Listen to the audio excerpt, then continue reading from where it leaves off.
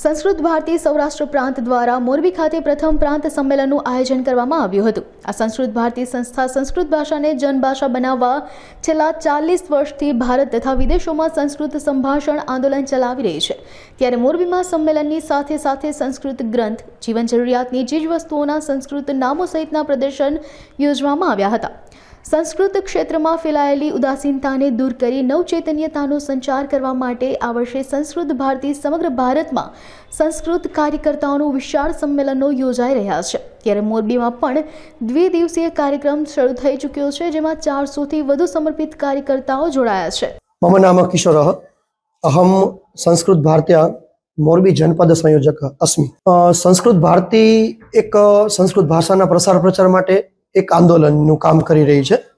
સંસ્કૃત ભાષાના પ્રસાર પ્રચાર માટે તાલુકા સહ, જિલ્લા સહ, વિભાગ સહ, એવી રીતના પ્રાંત સહ કાર્યક્રમો જે થતા હોય છે અલગ અલગ પ્રકારના, એમાંથી એક બહુ કાર્યકર્તાઓના સંગઠન માટે એક કાર્યક્રમ છે પ્રાંતીય સંમેલન। તો આવું સૌરાષ્ટ્ર પ્રાંતનું સંમેલન જ્યારે મોરબીના આંગણે આવ્યું છે ત્યારે અમારો ઉત્સાહ પણ ખૂબ છે અને અમે અહીંયા મોરબીના સ્થાનિક 40 જેટલા કાર્યકર્તાઓ આમાં જોડાયેલા છીએ, નિત્ય કામ કરી રહ્યા છીએ। સાથે સાથે અમને અત્યારે આ જનપદની અંદર સૌરાષ્ટ્રનું પ્રાંતનું સંમેલન થવાથી અમારી ઉર્જામાં વધારો થયો છે અને આ આયોજનમાં અમે લોકોએ અત્યારે 400 જણાની રહેવાની વ્યવસ્થા અંતર્ગત એ સિવાય 2 દિવસનો જે આ કાર્યક્રમ છે 28 તારીખ એટલે કે આજરોજ શરૂ થઈને આવતીકાલે એનું સમાપન થશે 4 વાગે સાંજે। અલગ અલગ સત્રોનું આયોજન હોય છે જેમાં સંસ્કૃતના જે કાર્યકર્તાઓ છે એને માર્ગદર્શન મળે છે। અહીંયા એક સરસ મજાની પ્રદર્શનીનું આયોજન છે જેમાં વિજ્ઞાન પ્રદર્શની, વસ્તુ પ્રદર્શની, જે જનપદમાં સંસ્કૃતના કાર્યક્રમો થાય છે એ કાર્યોની જે પ્રદર્શની છે, તો અને પુસ્તક પ્રદર્શની જે સંસ્કૃત ભારતી દ્વારા અને સાહિત્ય અકાદમી દ્વારા જે સંસ્કૃતના પુસ્તકો પ્રકાશિત થાય છે એ જે આપણે કઈ રીતે ઉપયોગમાં આવી શકે એવા બધા સરસ મજાના પ્રયત્નો થઈ રહ્યા છે। સંસ્કૃત ભાષા જે છે એ ભાષા પોતે વૈજ્ઞાનિક છે, એનું આપણું આગવું એક મહત્વ છે। દરેક ભાષાઓની જનની જે છે સંસ્કૃત છે। અત્યારે જે કઈ પરિસ્થિતિ છે એ પરિસ્થિતિની વચ્ચે પણ આટલા બધા કાર્યકર્તાઓ જ્યારે સંસ્કૃત ભારતી માટે કામ, સંસ્કૃત ભાષા માટે કાર્ય કરી રહ્યા છે ત્યારે એક આનંદની વાત છે। તેમ છતાં પણ હજી ઘણા બધા લોકોએ આની અંદર કાર્ય કરવું પડશે। સરકારશ્રી દ્વારા તો પ્રોત્સાહન છે તે સંસ્કૃત ભાષાને, નવી શિક્ષણ નીતિ પણ સંસ્કૃતને પ્રાધાન્ય આપે છે। ત્યારે વાલીઓને અમારા સંસ્કૃત ભારતીના કાર્યકર્તાઓ તરફથી એક વિનંતી છે કે સંસ્કૃત ભાષાને જનભાષા બનાવવા માટે દરેક લોકો પ્રયત્ન કરે। શાળાની અંદર જે સંસ્કૃત ચાલે છે એમાં શિક્ષકશ્રીઓને નમ્ર વિનંતી કે સંસ્કૃત ભાષા સંસ્કૃતમાં જ ભણાવવામાં આવે એવા પ્રયત્ન થાય।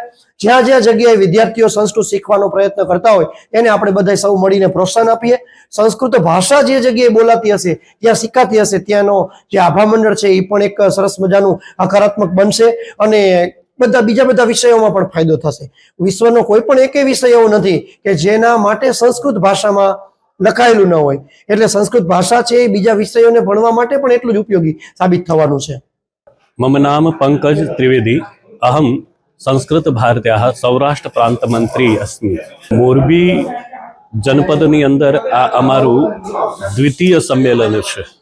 आनी पूर्वे अमे चापरडानी अंदर एक सम्मेलन कर्युं जे कार्यकर्ताओनुं सम्मेलन छे। समग्र सौराष्ट्र प्रांत जे छे ए सौराष्ट्र प्रांतना जे 5 विभागो छे ए 5 विभागोमांथी અમારા કાર્યકર્તાઓ છે એ પોતાના સ્વખર્ચે અહીં આવતા હોય છે અને તન મન ધનથી કાર્ય કરતા હોય છે।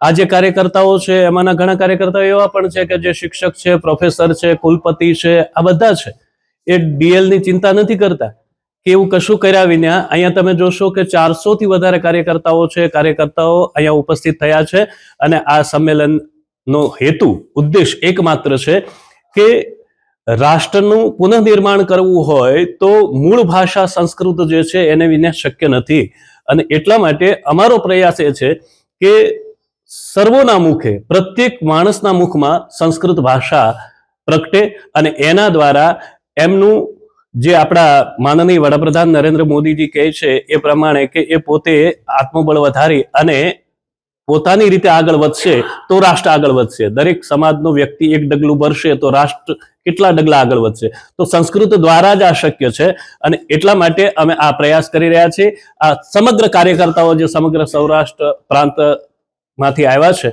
એમનો આ એકમાત્ર હેતુ અને ઉદ્દેશ છે।